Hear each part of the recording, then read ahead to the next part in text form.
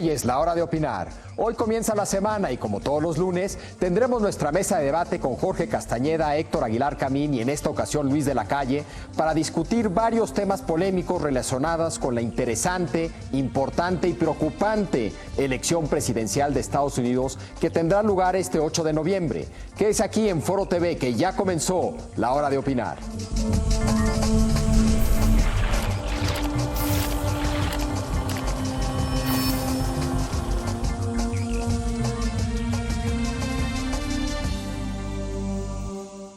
A nombre de Leo Zuckerman, titular de este espacio, muy buenas noches. Y muy buenas noches a Héctor Aguilar Camín. Héctor, muy buenas noches. ¿Cómo estás? Jorge Castañeda. Jorge, muy buenas noches. Javier. Y Luis de la Calle. Luis, muchas gracias por venir. Muy buenas noches. Héctor, Jorge. Luis.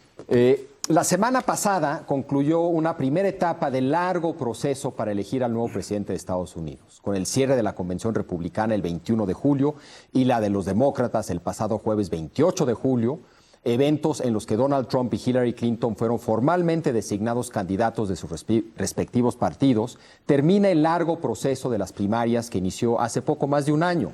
Si bien las primarias siempre son relevantes, en esta ocasión, fueron particularmente interesantes y lo fueron en ambos partidos. En el caso de los republicanos, atestiguamos una vorágine entre múltiples candidatos, incluyendo personajes de todo tipo, torbellino del que salió victorioso Donald Trump para sorpresa de todos, incluyendo probablemente al propio Donald Trump.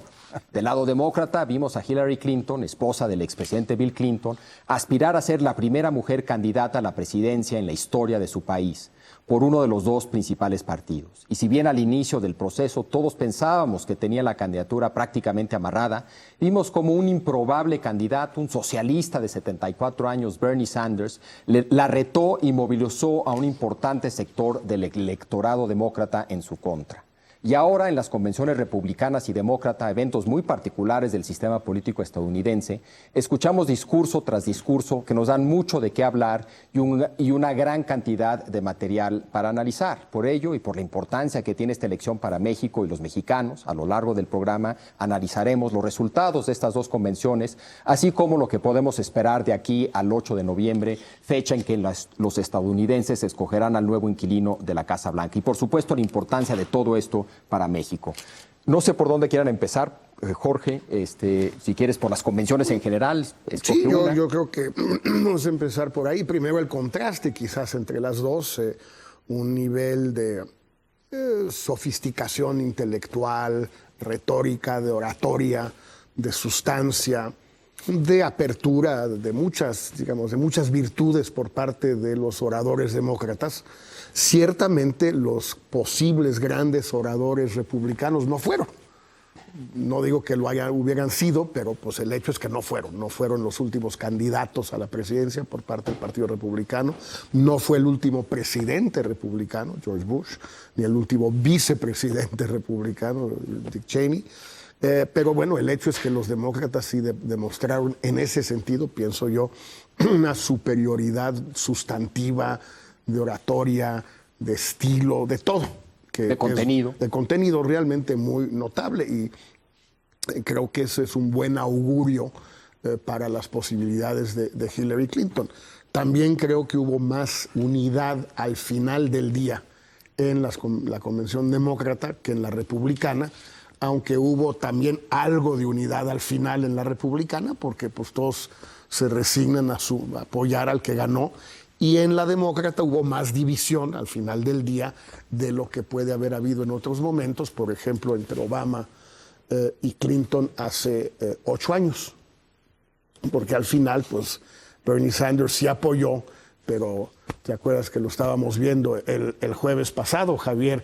Así cuando pasaban tomas de Bernie Sanders y de su esposa durante el discurso de Hillary Clinton, así como felices, felices, felices. No se veía. Parecía que estaba viendo un documental aburrido. Aburrido, una serie mala. Sí. Obviamente no hubiera estado viendo una telenovela, hubiera sido otra cosa. No sé. Totalmente. Héctor. Bueno, para completar, realmente la batería de oradores del Partido Republicano fue una colección de esperpentos, de principio a fin. Para culminar en un discurso también esperpéntico, pero de un poder y de un contacto con la gente que estaba allí, que por cierto no era mucha, porque parte de la mala organización de la convención es que llegó peleado con el gobernador de Ohio y no le llenó el lugar, pero la cantidad de aplausos fue casi tanta como el tiempo de las palabras. No sé, habló 75 minutos, 74 minutos y hubo 24 minutos de aplausos. Y era de verdad, estaba realmente conectado. En un nivel de falta de sofisticación, de increíble desfachatez y de extraordinaria eficacia en los soundbites, en las frases, en la reiteración de todo su siniestro programa de gobierno. Subrayaría este tema de las emociones en el tema de Trump, porque como dice Jorge, la comparación desde el punto de vista intelectual y del refinamiento, de la complejidad del análisis, es que no hay comparación. No, es imposible hacerla. Y sin embargo, ahí lo tienes. Desde donde empezó hasta donde va. Bueno, pues si no encabezando las encuestas, por lo menos no todavía la de los votos electorales, sí mostrándose como un candidato realmente potente y realmente desafiante. Esa es mi impresión. Ahora, estoy relativamente pesimista y asustado, aterrado con lo que puede suceder. Sí. Luis. Bueno, yo creo que las convenciones cierran un primer ciclo, donde, como decías tú al principio, Javier, no se esperaba que Trump fuera a ser el candidato. Lo fue, a pesar del análisis de todo mundo, de los intelectuales que piensan que... bueno, a no cierto conductor de cierto programa, cierto participante le apostó y le ganó. Y no al final, al principio. Es correcto. Digo, hay que también. Y una cosa que es muy clara es que el discurso de Trump en la convención republicana es una colección siniestra, como dice Héctor, de todas las cosas que dijo en la campaña. O sea, mucha gente había apostado, ¿no? Se va a moderar. Claro. Es verdad. Cambiará su discurso. Cambiará su discurso. Empacó todo. Él tiene una estrategia que él piensa que es exitosa y transmite un mensaje de que él representa a un porcentaje del electorado de Estados Unidos que tiene una decepción como las cosas como están en Estados Unidos. Y ese grupo de gente es un grupo importante que piensa o sufre la crisis económica que viene desde 2008, una recuperación muy lenta, la globalización, la inmigración, el terrorismo, y piensan que necesitan un hombre fuerte. Y además yo creo que hay un aspecto psicológico que es muy importante en Estados Unidos en este momento, que es, por primera vez los blancos, hombres sobre todo, piensan que van a ser minoría. Y este tránsito, digamos, de mayoría a minoría, creo que es el principal factor que explica el fenómeno Trump. Y él dice en su discurso, yo soy su voz. Y yo los voy a representar a ustedes contra todos aquellos que tienen agendas con las que ustedes no están completamente de acuerdo y que es políticamente incorrecto decirlo. Y eso tiene un cierto atractivo para un grupo de gente que hace de esta elección una elección importantísima para Estados Unidos, importantísima para México, donde se van a discutir cosas muy importantes sobre el tipo de país que quiere o puede ser Estados Unidos. Trump, de alguna manera, es un candidato que es una poco curiosa, porque generalmente los republicanos son distintos a los demócratas. Trump presenta una visión pesimista de Estados Unidos. Muchas veces los republicanos tienden a ser más optimistas que los demócratas, que se quejan de la realidad y quieren arreglarla. Y quiere ir a Estados Unidos que vaya para atrás. La pregunta es si Hillary Clinton es la candidata para mostrar el futuro de Estados Unidos. Y yo creo que la dificultad que tiene ella es precisamente que, además de la historia, desde Roosevelt hasta acá solamente ha habido una vez en que un partido ha estado en el poder más de 12 años, que fue Reagan Bush, padre, y nunca más se ha repetido. O sea, que no la tenían fácil de cualquier manera. Entonces, la pregunta es si Hillary puede ofrecer un futuro cuando lo que se está ofreciendo Donald Trump es un pasado que no existe, pero al que algunos quisieron regresar. Claro, yo mencionar el tema de la unidad para mí es importante. Yo estoy de acuerdo que ambos candidatos tienen un problema de unidad, pero creo que es un problema de unidad muy distinto. En el caso de Trump está peleado con la élite de su partido, pero tiene la base, para simplificarlo. En el caso de Hillary, tiene a la élite de su partido, pero buena parte de la base no la quiere. Yo, si fuera candidato, prefiero tener a la base y estar peleado con la élite de mi partido. Eso le debería de preocupar en ese sentido a Hillary. En cuanto al retrato que hacen de Estados Unidos, sí es impresionante, día y noche. Yo creo que el discurso de Obama, y ahorita hablaremos de los discursos, efectivamente la manera en que conecta a Trump es con emociones y usando sobre todo el miedo. Y yo creo que el discurso de Obama fue un gran discurso porque fue una respuesta a nivel emocional. Y las emociones no hacen del contenido o del nivel intelectual, no lo bajan.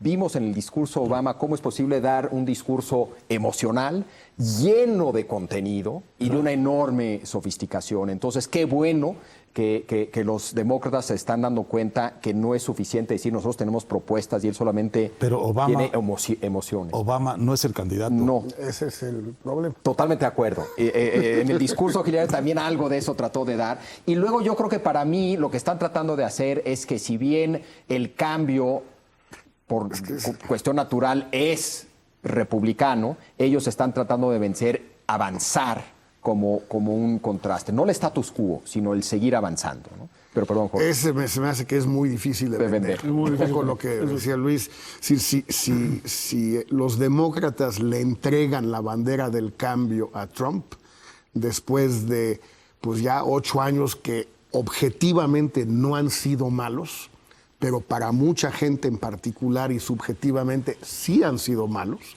si tú le entregas la bandera del cambio a un Trump, pues es muy posible que te gane. Ahora, no sé si estoy 100% de acuerdo, pero es una discusión que vale la pena tener. Están enojados los white old men, los varones blancos ya rucos, porque están pasando de ser mayoría a minoría, o porque siguen siendo mayoría y consideran que minorías de distinto tipo les han quitado los amenazan y les han quitado privilegios que tenían y que creen que todavía merecen porque siguen siendo mayoría. Es un poco lo mismo. Es un poco lo mismo, o sea, porque en el fondo es vamos a ser minoría, todavía no somos, pero estamos hacia serlo, y las otras minorías tienen privilegios que yo no tengo. Sí, pero yo soy la mayoría. Yo soy todavía la mayoría. Trump les dice, ustedes son la mayoría, nosotros somos la mayoría. Son la mayoría si votan. O se sienten la mayoría. Son estrictamente la mayoría, según yo. Lo que son una minoría son hombres blancos que no tienen educación superior. Título. Eso sí, que es la base dura del voto de Trump. Pero es una cosa, como decía Héctor al principio, de sentimientos. O sea, tú tienes una combinación de una crisis económica que ha costado mucho, con enorme transferencia de recursos de Main Street a Wall Street. Alguien tiene que pagar el costo, y ese era un poco el discurso de Bernie Sanders, con absoluta razón. O sea, lo que ha habido en términos de transferencia de riqueza no tiene precedentes en la historia. Y tienes inseguridad y una percepción falsa o no de que el gobierno no funciona. O sea, el problema que tiene Hillary más importante es que los americanos piensan que su gobierno no funciona y tienen evidencia clarísima que es cierto. En los últimos 5 años han pasado un presupuesto. Entonces, si tú piensas que el gobierno no funciona y tienes temor económico, temor de que vas a ser minoría, temor de terrorismo, pues que eres un hombre fuerte, y llega un señor que te dice, oye, yo soy el que te puedo resolver esto, y el costo de que eso suceda es bajo porque de cualquier manera el gobierno no funciona, entonces se vuelve una cosa un poco complicada de tratar de ganar. Y yo creo que la clave es para Hillary cómo ser atractiva para los jóvenes. Decíamos hace rato sobre las convenciones, que si eran diferentes o no. El problema que tienes es que los republicanos vieron la convención republicana, pero probablemente no vieron a los intelectuales de la demócrata. Entonces no tienen ellos un punto de comparación. La gran mayoría, o sea, cada quien ve su convención y cada quien lee sus periódicos. No, totalmente.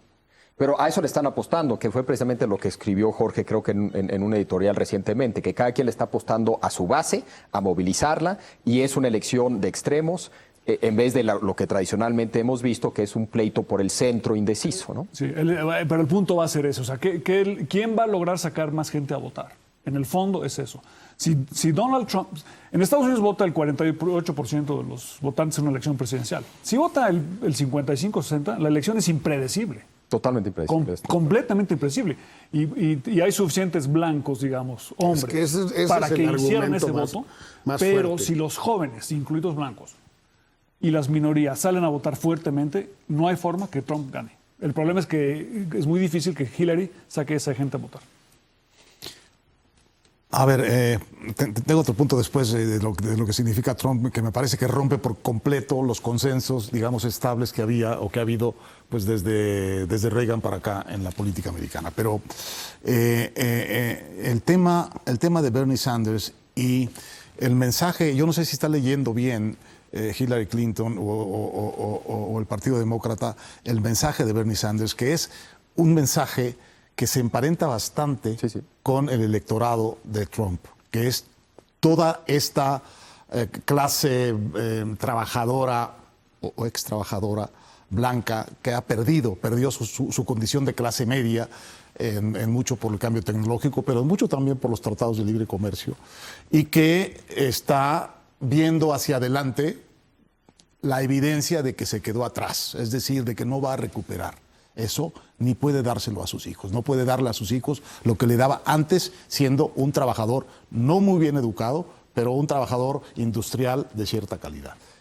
Ese horizonte es muy oscuro para esta parte de la población gringa, pero también, y a esos les hablaba Sanders, pero les hablaba también a los jóvenes que están todavía en el muy legítimo y muy importante caso de la indignación moral con lo que sucedió después de la crisis y con la manera como la salida de la crisis fue esta transferencia brutal de la riqueza que había y de la riqueza nueva que se creó a ese 1%. Esto ya tiene hasta un clásico de la teoría económica, que es Piketty. Entonces, ¿cuál es el mensaje? Si no leen bien tanto el atractivo de Sanders sobre el Rust Belt, sobre esos estados, digamos, postindustriales, que en muchos sentidos sí son como distopias, ¿no? Como unos horrores. Y si no lee bien esta insurgencia moral y económica de los jóvenes, que están endeudados porque les cuestan mucho sus universidades, y que no... Si no leen bien esto, se pueden ir con Trump estos contingentes. Totalmente. O no votar. O no votar. Sí, que es casi tan importante. Lo más preocupante para Hillary, yo creo que es más importante el segundo punto que el primero, y el papel de los jóvenes. Y de esta transferencia de riqueza tan importante. Y el problema que tiene ahí Hillary es que ella en eso es vulnerable. O sea, la van a atacar que ella y su esposo pasaron el Glass-Steagall Act, o sea, lo eliminaron, que fue lo que permitió los grandes consorcios financieros. La desregulación. La desregulación. La Y famosa después desregulación. sus relaciones con Wall Street. Entonces, ahora... No, y la fundación, la fundación o sea, Clinton va a ser eso lo hace vulnerable. una parte de Pero esa es la clave de la vulnerabilidad decisión. enorme. Así que la actitud del tedio del rostro de Bernie Sanders durante la convención es un retrato de algo profundo que está pasando ahí. Yo creo que estaba concentrando en decirse el enemigo es Trump, el enemigo es Trump. Porque si abría los ojos y veía al enemigo. Es una especie de mantra silencioso. Sí. Ahora, el otro Tenemos atractivo que hacer, de- perdón, tenemos que hacer una pausa, pero ahorita regresamos para seguir hablando de este hito en el proceso electoral americano, que son las convenciones, y también lo que podemos esperar ya para noviembre, y sobre todo la importancia que todo esto tiene para México. Es aquí que continúa la hora de opinar.